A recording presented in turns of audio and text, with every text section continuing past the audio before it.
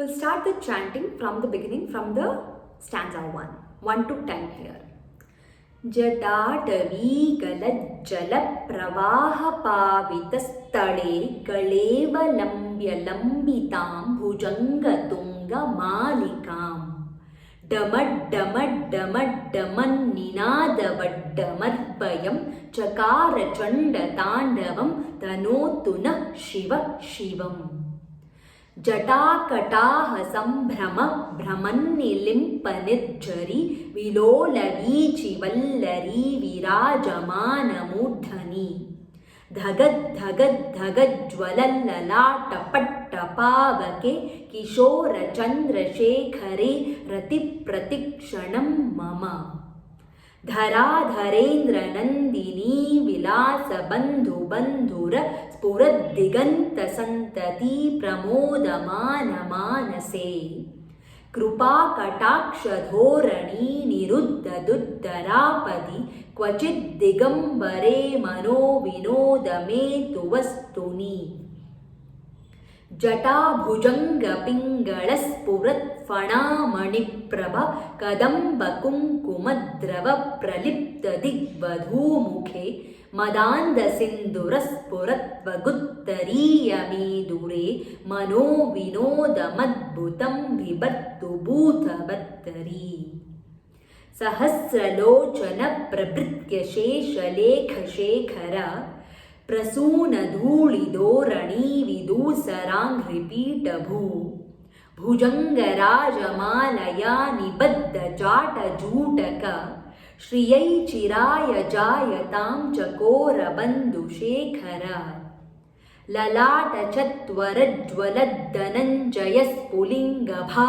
निपीतपञ्चसायकं नमन्निलिम्पनायकम् सुधामयूखलेकया विराजमानशेखरं महाकपालिसम्पदे शिरोजटालमस्तु न कराळभालपट्टिकदगद्दगद्दगज्ज्वलद्धनञ्जया हुतीकृतप्रचण्डपञ्चसायके धराधरेन्द्रनन्दिनी कुचाग्रचित्रपत्रक प्रकल्पनैकशिल्पिनी त्रिलोचने रतिर्मम नवीनमेघमण्डली निरुद्धदुद्धरस्फुरत्कुहूनिशीति नीतमा प्रबन्धबद्धकन्धर निलिम्पनिर्झरीधरस्तनोतु कृत्तिसिन्धुर कलानिधानबन्धुरश्रियं जगद्दुरन्दर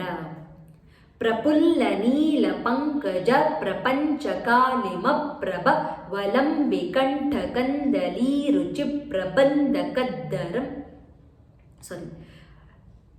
प्रफुल्लनीलपङ्कज प्रपञ्चकालिमप्रभ वलम्बिकण्ठकन्दलीरुचिप्रबन्धकन्दरम्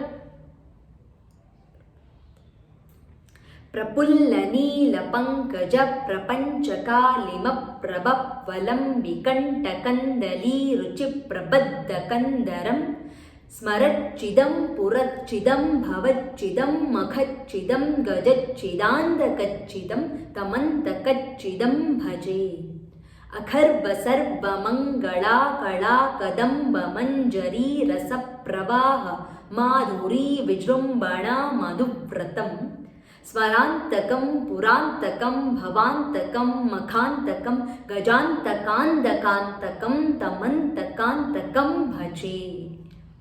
So now we'll go with the tune. जटाटवीकलज्जलप्रवाहपावितस्थले गळेवलम्ब्यलम्बितां भुजङ्गतुङ्गमालिकां ढमड्डमड्डमड्डम निनादवड्डमद्वयं चकारचण्डताण्डवं तनोतु नः शिव शिवम् जटाकटाह सम्भ्रमभ्रमन्निलिम्पनिर्झरि विलोलवीचिवल्लरि विराजमानमूर्धनि धगद्धगद्धगज्ज्वलद् ललाटपट्टपावके किशोरचन्द्रशेखरे रतिप्रतिक्षणं मम